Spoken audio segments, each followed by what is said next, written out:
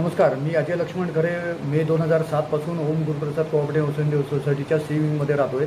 माझी भारतीय नागरिकांना विनंती आहे की कृपया हा व्हिडिओ तुम्ही व्यवस्थित बघा, घाई न करता व्यवस्थित बघा. कारण जे आता मी तुम्हाला सांगणार आहे हे अतिशय सत्य घटना घडलेली आहे. लोकशाही आहे का हे मला विचारण्याचं कारण असं आहे, म्हणजे भारतीय नागरिकांना मला हे विचारण्याचं असं कारण आहे की माझ्या पत्राला 16 जानेवारी 2016 रोजी जे समितीने उत्तर दिलं ते बघा कसं आहे की आपण दिनांक 14/1/16 रोजी म्हणजे मी 14/1/16 रोजीच्या पत्रात अध्यक्षांनी तत्कालीन अध्यक्षांनी कोणाचंही नाव न घेता शिवीगाळ केलेली आहे असं नमूद केले असे आहे.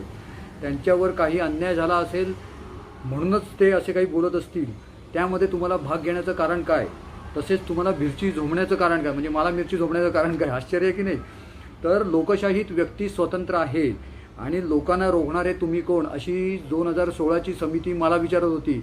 आणि माझ्यावर आजपर्यंत जो काही अन्याय झाला आहे, त्यांनी समितीच्या पदाधिकाऱ्यांनी जे काही घाणेरडे आरोप केले आहेत, खोटे आरोप केलेले आहेत, त्याच्याविरुद्ध अन्याय मागण्याची त्याच्या अन्यायाविरुद्ध दाद मागण्याची लोकशाहीमध्ये मला परवानगी नाही आहे असं यांचं म्हणणं आहे. कारण असं जर मी केलं तर म्हणे संस्थेची मी बदनामी करतो.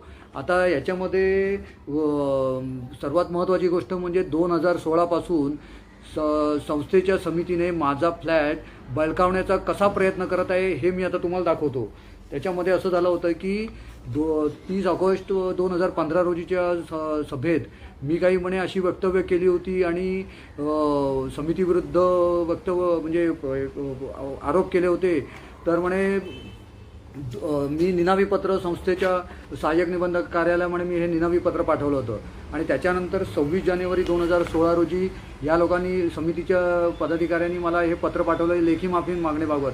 जर मी लेखी माफी मागितली नाही तर 35 प्रमाणे माझ्यावरती कारवाई केली जाईल अशी यांनी पहिली धमकी सगळ्या सभासदांच्या सह्या वगैरे घेऊन मला त्यांनी पाठवली. त्याच्यानंतर मी लगेच त्या आरोपाचं खंडन केलं. त्यांना मी समितीला मी सांगितलं जर मी असं काही प्रकार केला असेल तर ती जे काही वक्तव्य केली असतील ती मला द्यावीत, मी माफी मागायला तयार आहे. पण आजता काय त्यांनी ती काही मला वक्तव्य दिलेलं नाही आहेत. दुसरी नोटीस मला आली होती, दुसरी धमकी 2 जानेवारी 2018ला. म्हणजे मी जर सहाय्यक निबंधकाच्या कार्यालयात माझ्यामुळे या लोकांना समितीच्या पदाधिकाऱ्यांना जायला लागलं आणि त्याच्यासाठी 22,680 रुपये हा जर खर्च 8 दिवसात दिला नाही तर हे माझं सभासदत्व रद्द करण्यास भाग पाडू नये असं मला त्यांनी दुसरी धमकी दिली. त्याच्यामध्ये पण सर्व सभासदांच्या सह्या असलेलं हे अजून एक दुसरं पत्र.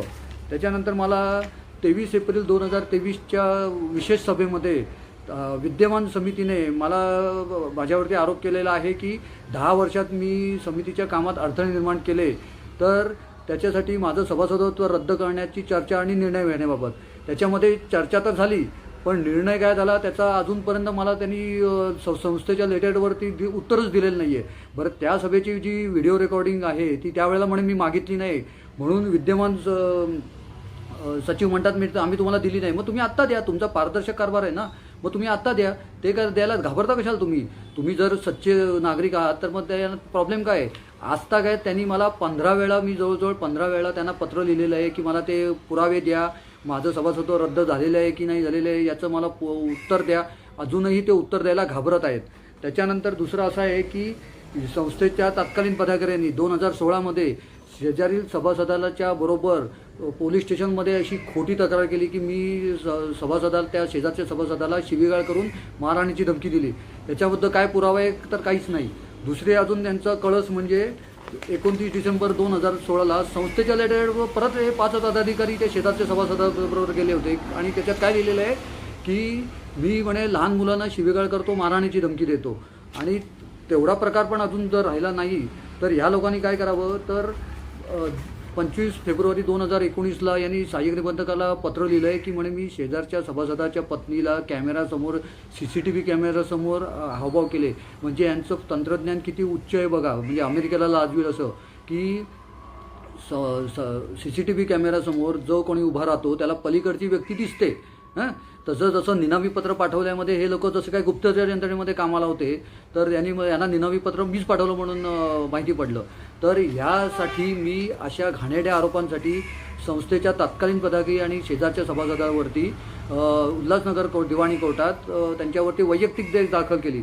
त्यासाठी यांनी 5 पदाधिकाऱ्यांनी संस्थेच्या पैशाचा वापर केला.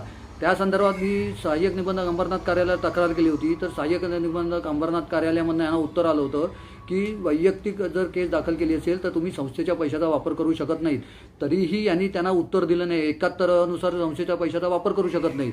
आत्ता गेल्या 27 जून 2025ला पण सहाय्यक निबंधकांनी सहाय्यक निबंधकांनी यांना पत्र पाठवून दिलेलं आहे की तुम्ही खुलासे सादर करा. यांच्याकडे काही उत्तरच दिलं नाही आहे तर हे खुलासे काय सादर करतील सहाय्यक निबंधकाला.